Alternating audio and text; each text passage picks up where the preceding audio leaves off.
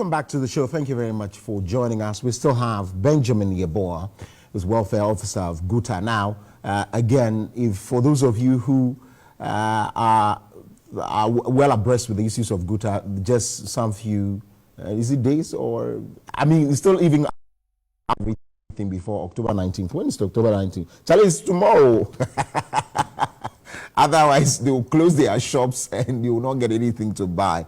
And we're talking largely about what their issues are. For those of you just joined in, Mr. Yeboah was telling us largely it has to do with the dollar. They have had some engagements with government, even the Council of State, elders of the Council of State. While they were doing that, Ghana Revenue Authority, we understand, now has stationed their offices at your shops.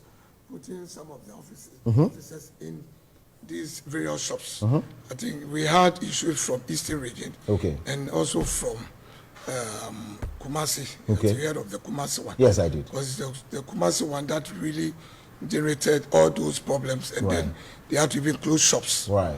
So this was also happening at the backdrop of us when we were also having these meetings. Okay. So first of all, let me understand. Is it that you are against what the Ghana Revenue Authority is doing? Because again, a lot of people will say, you need to pay taxes. Of course. We have to pay taxes, and we've always been encouraging our members to do so. Exactly so. But the point is that the VAT, in fact, that is what they were there to invigilate.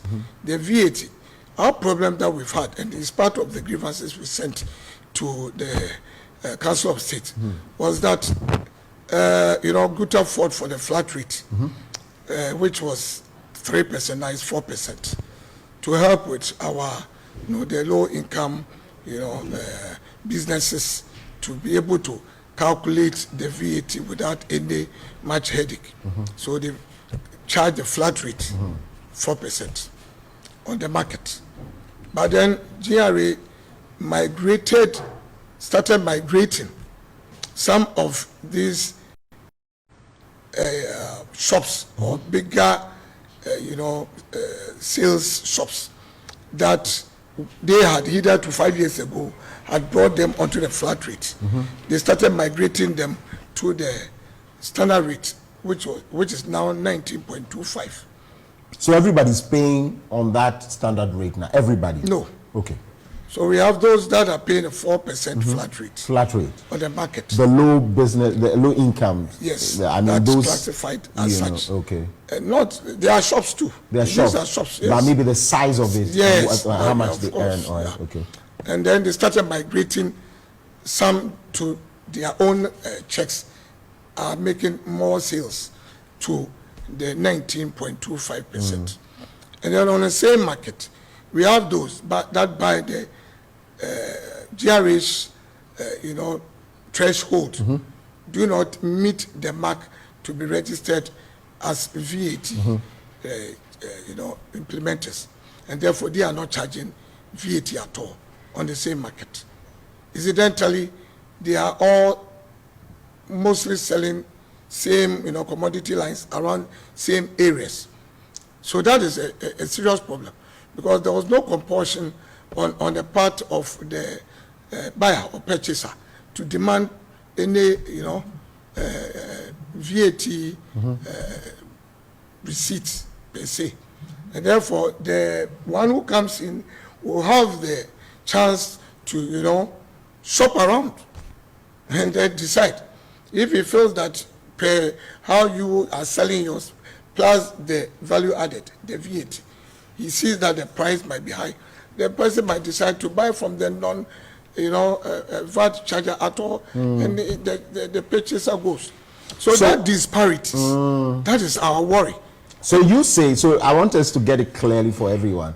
You say when I go to some shops, the VAT only charges on the flat rate, which is 4%. So there are some shops that will not charge the VAT 19%. 19.25%. Those are the standard rates. Right. So there are some shops when I enter and I want to buy, that 19% will be 19.25. Yeah, I'm just trying to round it out. I know you can deal with figures. I'm just rounding it out. Very important figures. All right. So every decimal point it matters. It matters a lot. That's okay. Say, boy. So the 19.25 is charged on some goods in some shops, or all goods in some shops? All goods in that particular shop that are on the standard rate. Okay. Now, your challenge is that there must not be these disparities. Otherwise, then some people will choose to go to a shop that. Exactly. Okay. Because then there are some who at the threshold of 200,000 to 500,000, they are not even charging at all.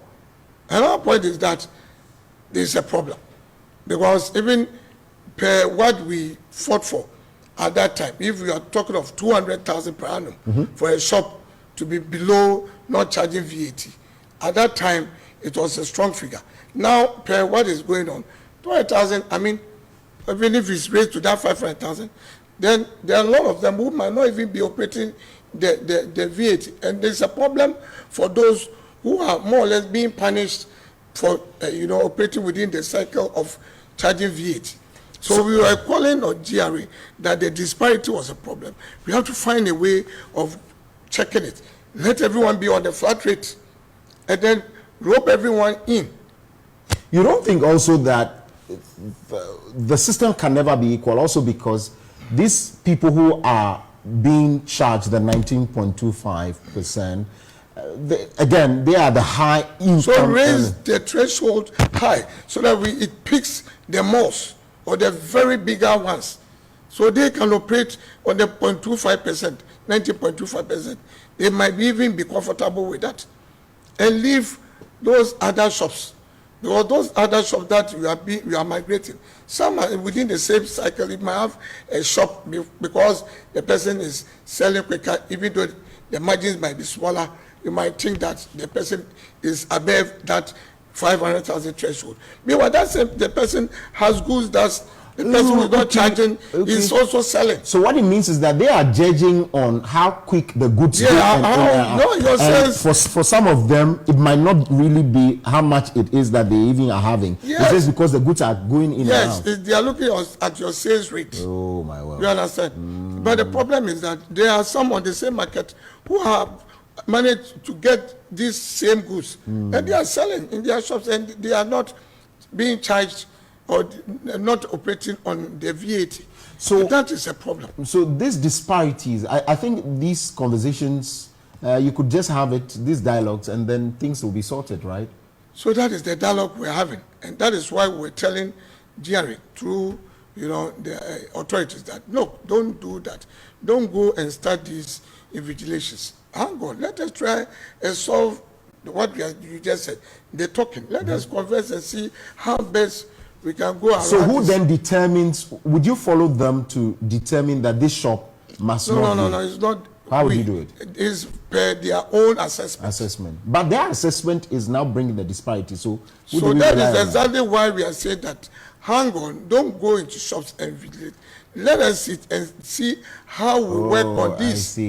I see. Because already we have been telling our members to come and then take time whilst we talk on this issue. So if you go on them, they insult to injury. That is what caused the Kumasi problem.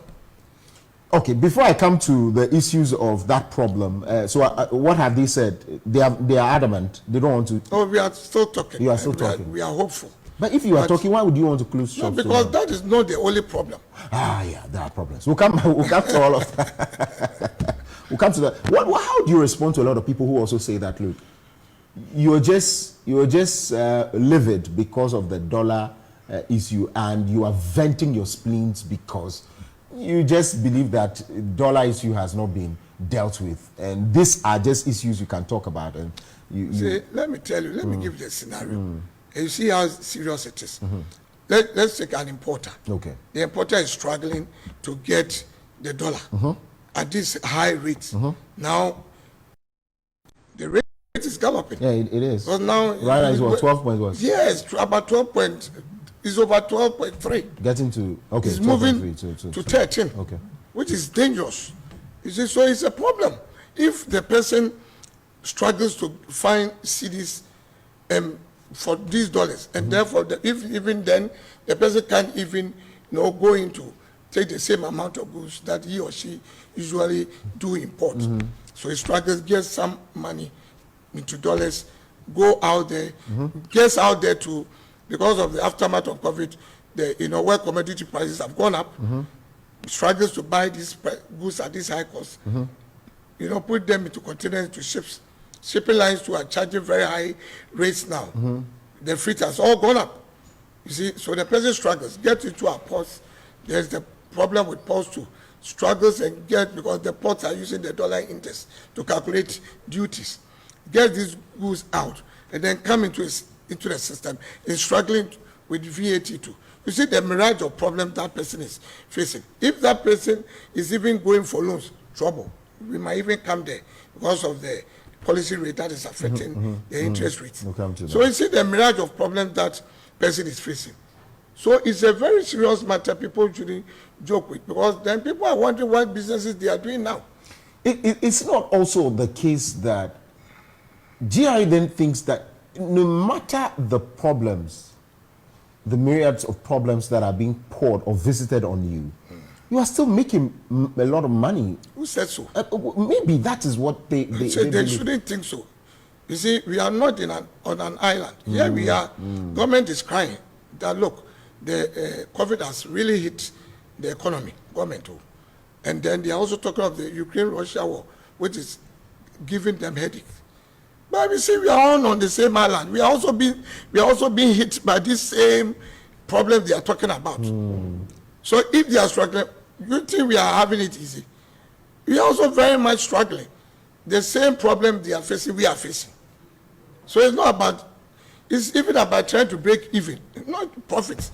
Are there not exemptions? I mean, we know that there are these tax holidays, exemptions and all of that you enjoy, and huge sums. For a lot of people, it's becoming a problem. Then maybe it might be the bigger multinational companies that might be enjoying that kind of thing you are talking about. What bigger multinational companies? We have these malls and these big, these foreigners who are not being checked properly, and they are bringing in goods for foreign. That's what they do.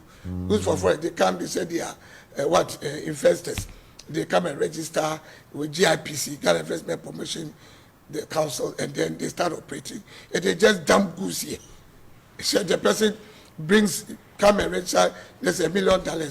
You don't even know, is it in equity or in cash? And then the person starts dumping goods into the country. Do they have any money here? Do they have any dollars here that when they bring goods, they will use their dollars to go and buy more goods? They don't have any money here. They bring in the goods, sell them into cities, and then chase these very dollars we are all chasing. You see, so that's why we call goods for foreign. They dump the goods, sell to cities, and the dollar can go up to 40 cities they will buy. And they are actually also causing more problems. Who is actually checking them? How is our monitoring system? Would we ever get to a point where we do not have to rely on this dollar? Yeah, that's why we should be looking at short, medium, and long term.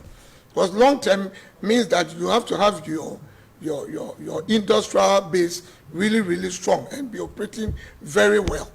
Then that means you can be operating within your circle, and then we can be buying goods here rather than having to change cities into dollars to go and import. How about the taste of Ghana? We will come back to all this. The taste is all look now. Now I see a lot of items being produced in Ghana, and it's about marketing too. You see, if your quality is good, if your the way you put it out is good, and your pricing, mostly the problem might be with pricing. Other than that, the packaging is very nice. And so it's about marketing our own.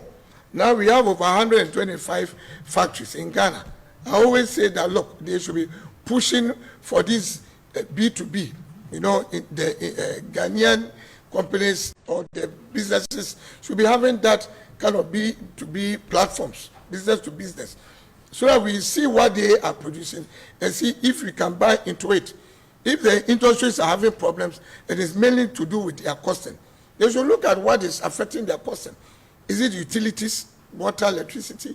How best can government be helping them? That's why your tax holidays and things come in, to help them to be able to price within a range that can match imported items. These are long-term matters. But long-term matters, they should start now. Then we'll be getting somewhere. I see.